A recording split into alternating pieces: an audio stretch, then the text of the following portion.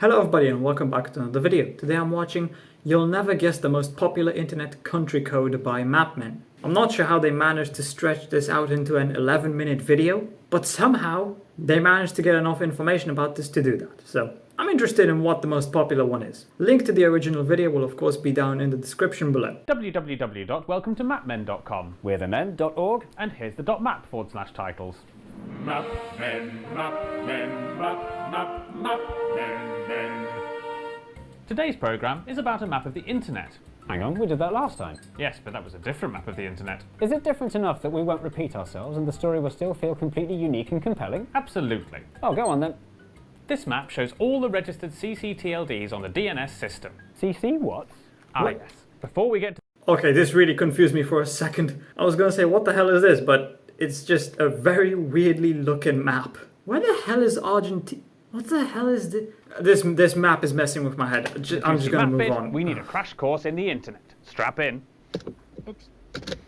Back in the early days of the internet, when computers looked like this, people surfed the internet by painstakingly typing entire website addresses into the URL bar of a browser.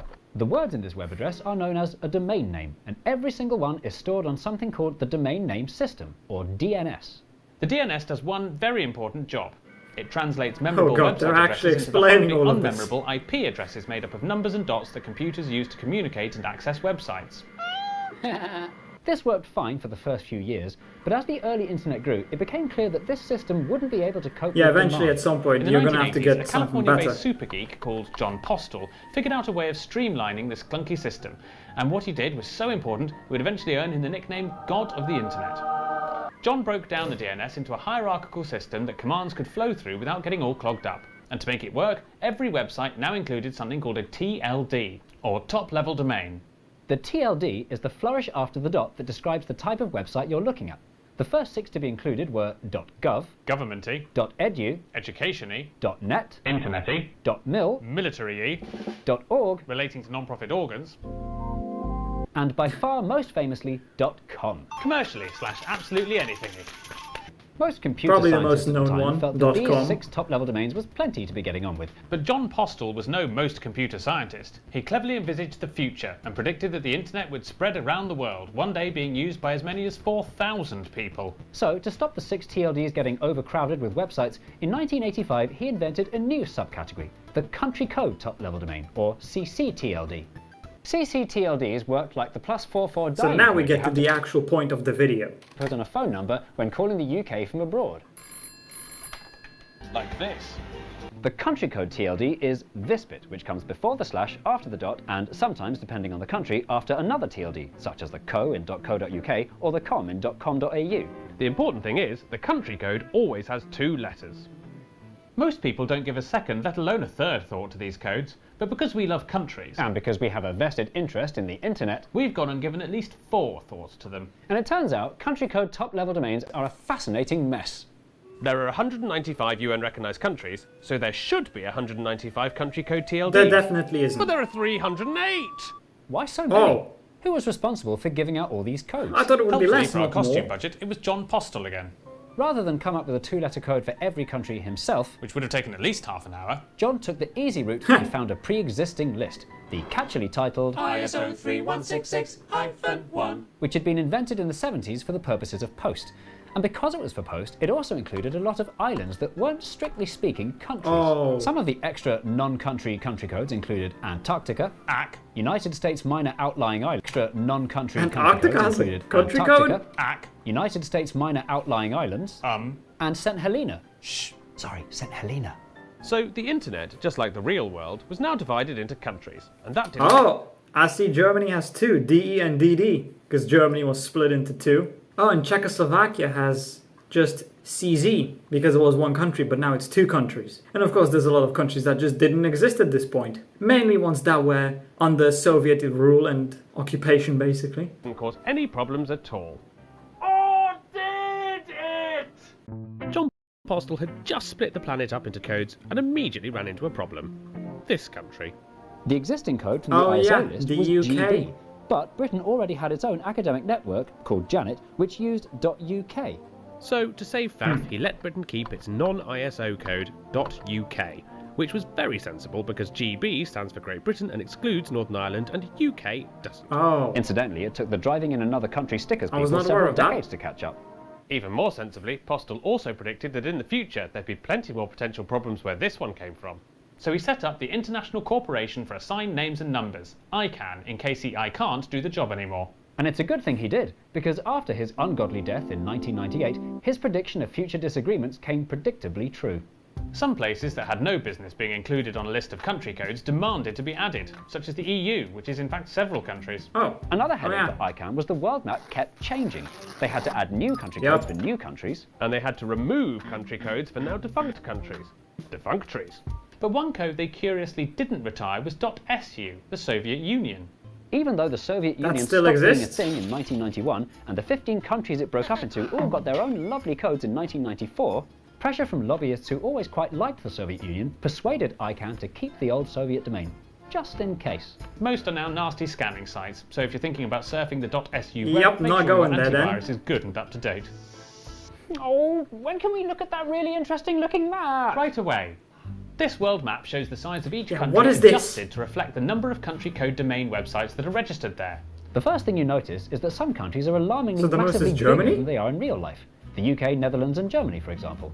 This shouldn't come as a surprise. After all, these countries are densely populated, with big economies and lots of computers. I guess that does Broadly, make sense. these three factors explain most of the weirdness, including the alarmingly asymmetrical North and South Koreas, or the relative smallness of Africa, which has fewer registrations So than all that's of why the this Earth put country looks so together. weird. But what makes this map truly fascinating is the anomalies that don't make obvious sense. Such as the USA.